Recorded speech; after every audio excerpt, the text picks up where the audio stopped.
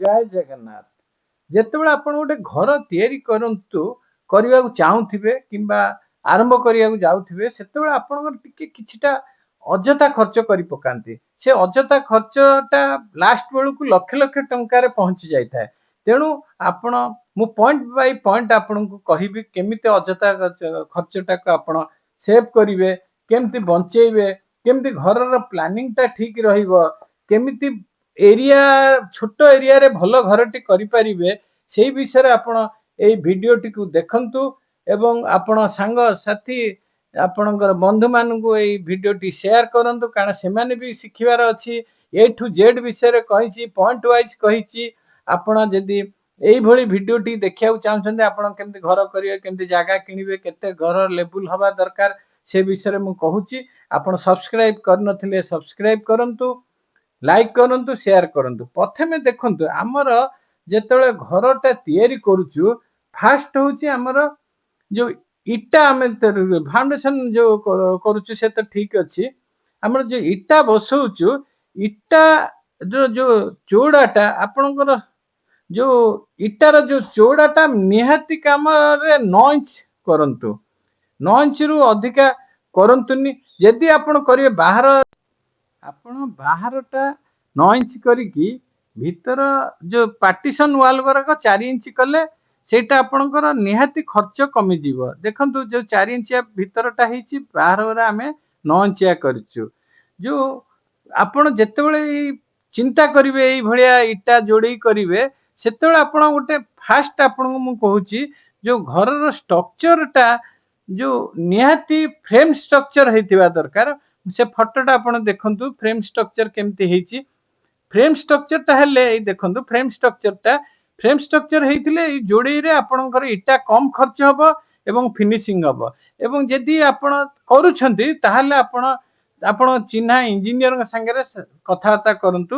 ତାପରେ ସେକେଣ୍ଡ କଥା ମୁଁ ଆପଣଙ୍କୁ କହୁଛି ସିମେଣ୍ଟଟା ଜରୁରୀ। ସିମେଣ୍ଟଟା ଦେଖନ୍ତୁ ଆପଣ କଂକ୍ରିଟ ପାଇଁ ଜରୁରୀ, ବ୍ରିକ୍ ୱାର୍କ ପାଇଁ ଜରୁରୀ, ଟାଇଲ ୱାର୍କ ପାଇଁ ଜରୁରୀ, ପ୍ଲାଷ୍ଟର ପାଇଁ ଜରୁରୀ। ସେଥିପାଇଁ କଣ କି ଆପଣଙ୍କର 30-40 ଟଙ୍କା ଏକ୍ସଟ୍ରା ଫ୍ୟାନ୍ସି ବ୍ୟାଗରେ ଇଏ କରୁଛନ୍ତି କିନ୍ତୁ ରେଗୁଲାର ସିମେଣ୍ଟ ବଡ ବଡ ପ୍ରୋଜେକ୍ଟରେ ୟୁଜ ହଉଛି। ତେଣୁ ଆପଣ କାହିଁ 30-40 ଟଙ୍କା ଏକ୍ସଟ୍ରା ଦେବେ, ରେଗୁଲାର ସିମେଣ୍ଟ ଆଣନ୍ତୁ। ସିମେଣ୍ଟ ଦେଖନ୍ତୁ ସିମେଣ୍ଟ ଆପଣଙ୍କର ବହୁତ ପଇସା ସେଭ୍ କରେ। ଆପଣ ସିମେଣ୍ଟ ଆପଣଙ୍କର 2 ପ୍ରକାର ସିମେଣ୍ଟ ଥାଏ। ଆଉ ଗୋଟେ ଜିନିଷ ଆପଣ ମୁଁ କହିବାକୁ ଇଏ କରୁଛି ସିମେଣ୍ଟ ଆପଣ ବେଶୀ ପୁରୁଣା ସିମେଣ୍ଟ କେବେ ବି ଆଣିବେନି କାରଣ ଏଇ ଯୋଉ ସିମେଣ୍ଟଟା ମିନିମମ୍ 3 ମାସ ଭିତର ସିମେଣ୍ଟ ହେଇଥିବା ଦରକାର। କାରଣ ଆଉ ଦେଖିବେ ସିମେଣ୍ଟ ଭିତରେ ଯୋଉ ମୁଣ୍ଡା ବସିଯାଏ ସେଇଟା ଚେକ୍ କରିଥିବା ଦରକାର। କାରଣ ମୁଣ୍ଡା ହେଇଯାଇଥିଲେ ସିମେଣ୍ଟର କ୍ୱାଲିଟି କମ ହେଇଯାଇଥାଏ। ସେଥିପାଇଁ ସେଇଟା ଆପଣ ଧ୍ୟାନ ଦେବେ। ସିମେଣ୍ଟ ଦେଖନ୍ତୁ 2 ପ୍ରକାର ସିମେଣ୍ଟ ଅଛି, OPC cement, PCC cement. OPC cement ହଉଛି ordinary Portland cement, PCC cement ହଉଛି ପୋର୍ଟଲାଣ୍ଡ ପଜିବଲାନ ସିମେଣ୍ଟ। ଆପଣ ପିସିସି ସିମେଣ୍ଟଟା ଓପିସି ସିମେଣ୍ଟ ଠୁ ଟିକେ କମ ପଇସା, ତେଣୁ ଆପଣ ଓପିସି ସିମେଣ୍ଟ ୟୁଜ କରିପାରିବେ। ପିସିସି ସିମେଣ୍ଟ ଯୋଉଟା ଆପଣ ୟୁଜ କରିପାରିବେ ସେଇଟା ଆପଣଙ୍କର। ଆଉ ତୃତୀୟ କଥାଟା କହୁଛି ପ୍ଲଟ ଉପରେ ମୁଁ ଆପଣଙ୍କୁ କହୁଛି ପ୍ଲଟଟା ଆପଣଙ୍କର ଟିକେ ପ୍ଲେନ ଲେବୁଲ ଉପରେ ହେଇଥିଲେ ବହୁତ ଭଲ। ଆପଣଙ୍କର ପ୍ଲଟ ଯଦି ସ୍କୋୟାର ହେଇଥିବ ଭଲ, ରେକ୍ଟାଙ୍ଗୁଲାର ହେଇଥିବ ଭଲ। ଯଦି ବଙ୍କା ଟଙ୍କା ହେଇଥିବ ଯୋଉ ପ୍ଲଟଟା ତା ଦେହରେ ଆପଣଙ୍କର ଖର୍ଚ୍ଚ ଅଧିକା ବଢିଯାଏ ଆଉ ଆପଣଙ୍କର ମାନେ ତିଆରି କରିବାକୁ ସମୟ ନିଏ। ଆଉ ଗୋଟେ କଥା କହୁଛି ପ୍ଲଟଟା ଆପଣଙ୍କର ରୋଡ ଲେବୁଲରୁ ସମାନ ହେଇଥିବା ଦରକାର। କାରଣ ଯଦି ତଳକୁ ହେଇଥିବ ଆପଣଙ୍କ ତା ପାଇଁ ଖର୍ଚ୍ଚ ଅଧିକା ହୁଏ। କାରଣ ଆପଣ ପୁଣି ତାକୁ ଉଠେଇକି ଫିଲିଂ କରିବେ, ମାଟି ବାଲି ଯାହା ବି ଫିଲିଂ କରି ପୁଣି ରୋଡ ଲେବୁଲରୁ ମିନିମମ୍ ତ 2 ଫୁଟ ଅଧିକା କରିବା ଦରକାର, ନହେଲେ 3 ଫୁଟ ଅଧିକା କରିବାକୁ ଦରକାର। ତେଣୁ ଏଇ ଯୋଉ ଫିଲିଂ ଆଉ ହାଇ କଲା ବେଳକୁ ଖର୍ଚ୍ଚ ଅଧିକା ହେଇଯାଏ।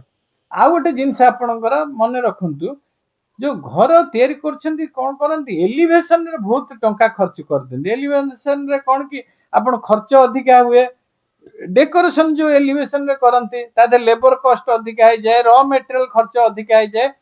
ଏଲିଭେସନ କରନ୍ତୁ କିନ୍ତୁ ସିମ୍ପଲ ଭାବେ କରନ୍ତୁ ଏଲିଭେସନ। ଜମା ଆପଣଙ୍କର ବେଶୀ ଏଲିଭେସନ ରଖନ୍ତୁନି, ଖର୍ଚ୍ଚ ୟା ଦେହରେ ଆପଣଙ୍କର ବହୁତ ଅଧିକା ହେଇଯାଏ। ଆଉ ଗୋଟେ କଥା କହୁଛି, ଆପଣ ଧର ଘର ଯୋଉଟା କରୁଛନ୍ତି ଆପଣ ଧର ଛାତ ଉପରେ ହେଇପାରିବ ଘରଟା, ସେଇଟା ଆପଣ ଛାତ ଉପରେ କରନ୍ତୁ, କାରଣ ଆପଣଙ୍କର ଫାଉଣ୍ଡେସନ ଖର୍ଚ୍ଚରେ କମ୍ ଖର୍ଚ୍ଚ ହବ। ଯଦି ଆପଣ ତଳେ ଯେତେ ଦରକାର ନାହିଁ ତଳେ ଫାଉଣ୍ଡେସନ ଛାତ ଉପରେ କରିବାଟା ଠିକ। ଆପଣ ଛାତ ଉପରେ ବି ୟୁଜ କଲେ କିଛି ଅସୁବିଧା ନାହିଁ, ସୁନ୍ଦର ଦେଖାଯାଏ, ଫାଉଣ୍ଡେସନ କଷ୍ଟ କମିଯାଏ।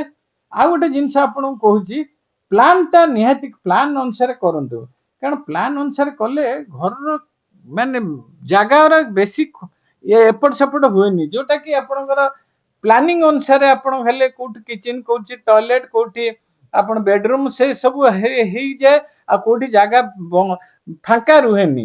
ତେଣୁ ୟୁଜ ବହୁତ ହୁଏ, ବେକାର ଜାଗା ଯାଏନି।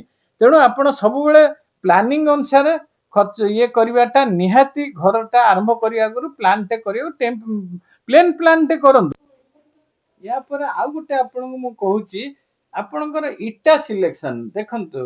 ଇଟା ଯୋଉ ସିଲେକ୍ସନ କରିବେ, ଇଟା ହଉଛି ଆମର 3 ପ୍ରକାର, red brick, fly ash brick, double AC brick. ଆପଣ ସବୁଠୁ ଭଲ ହଉଛି ଡବଲ ଏସି ବ୍ରିକ୍ ଟା, କାରଣ ଡବଲ ଏସି ବ୍ରିକ୍ ରେ ଫିନିସିଂ ଭଲ, ଆପଣ ପ୍ଲାଷ୍ଟର କମ ଖର୍ଚ୍ଚ ହୁଏ।